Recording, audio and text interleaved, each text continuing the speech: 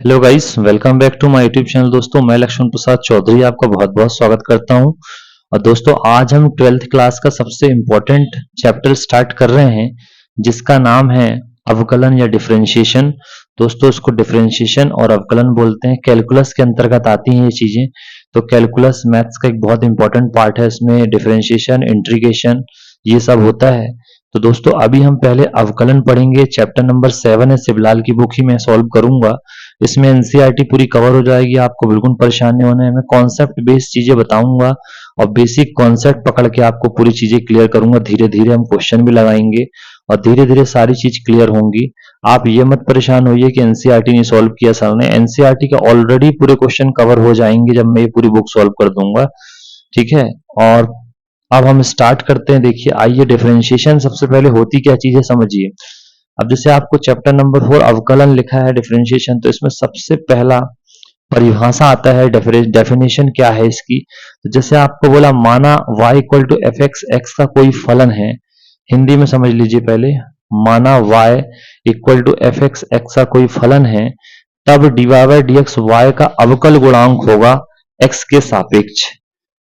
इसका मतलब ये होता है, if y equal to F X we are function of x, if y equal to F X, if y equal to ये जो एफ एक्स है, सपोज ये x का कोई फंक्शन है, let y equal to F X be a function of x, then this dy by dx is called, ये जो dy by dx लिखा है, it is called differential coefficient. Hindi में इसको अवकल गुणांक बोलते हैं, इंग्लिश में इसको बोलते हैं differential coefficient of x with respect to y, with respect to differential coefficient of y with respect to x बोला जाता है। अब आगे समझिए, अवकलन का वास्तविक मतलब होता है y में x के सापेक्ष औसत दर परिवर्तन को ही अवकलन कहा जाता है।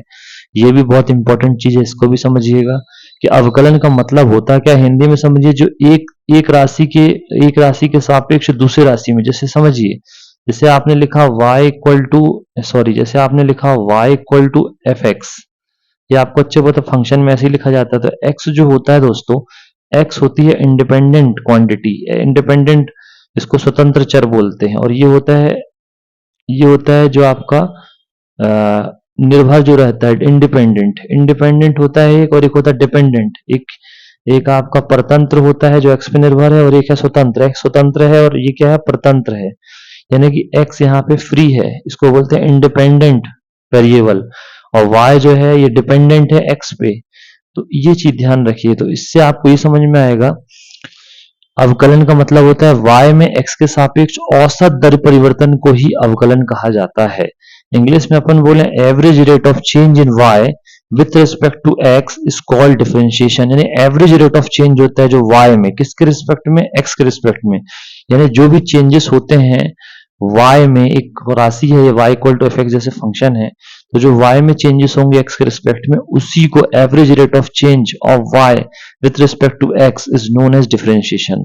ये देखिए, जैसे x में स्मॉल इंक्रीमेंट हुआ डेल x, और y में स्मॉल इंक्रीमेंट हुआ del y, then this is shows del y upon del x। Del का मतलब होता है बहुत कम परिवर्तन, del y small change, del y upon del x का मतलब होता है average increment in y with respect to x।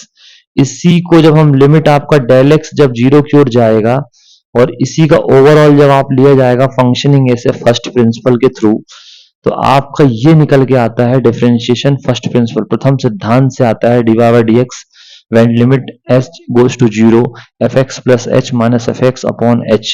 तो डिफरेंशिएशन का मेन मीनिंग यही है, average rate of change in y with respect to x। चलिए, अब मैं आपको आगे बताता हूं, जो सबसे काम की चीज है वो है फॉर्मूला। आप पूरी एक फॉर्मूला लिस्ट अपने पास रखिए। तो देखिए, फॉर्मूला लिस्ट में सबसे इंपॉर्टेंट जो फॉर्मूला है, इंपॉर्टेंट फॉर्मूला ऑफ डिफरेंशिएशन कर लीजिए यहाँ पे, डिफरेंशिएशन।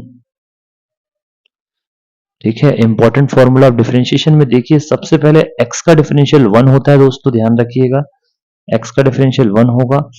x की पावर n का डिफरेंशियल होगा xn n minus 1, n x n minus 1, यानी n सामने आएगा, पावर में जो भी होगा वो सामने आएगा।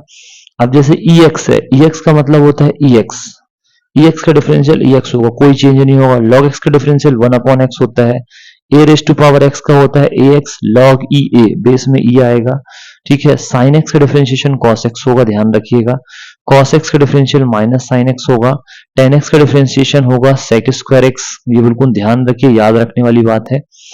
ठीक है। cos x का डिफरेंशिएशन होगा minus sine X, tan X का होगा sec square X, sec X का होगा सेक एक्स टेन एक्स। तो ये डिफरेंशिएशन आपको याद रखने हैं।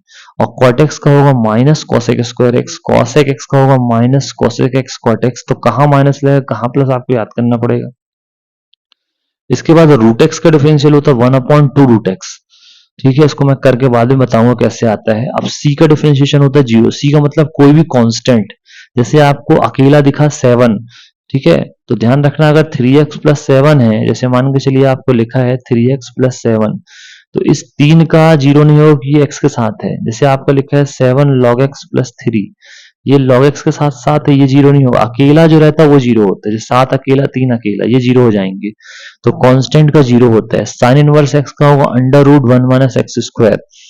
इसके बाद कॉस इनवर्स एक्स का होगा minus 1 upon under root 1 minus X square. और टेन इनवर्स एक्स का होगा 1 upon 1 plus X square. Cot inverse X का होगा minus 1 upon 1 plus X square. Sec inverse X का होगा 1 upon under root X square minus 1। और cosec inverse X का होगा minus 1 upon under root 1 minus X square. तो दोस्तों ये डिफरेंशिएशन है। अब मैं आपको जो नेक्स्ट वीडियो बनाऊंगा उसमें आपको बेसिक कॉन्सेप्ट समझना है। क्या समझना है? Basic concept. और बेसिक कॉन्सेप्ट में मैं आपको बताऊंगा सबसे पहले डबल फंक्शन, फिर इसके बाद चेन रूल समझाऊंगा। तो आप तैयार रहिए नेक्स्ट वीडियो के लिए। Thank you very much.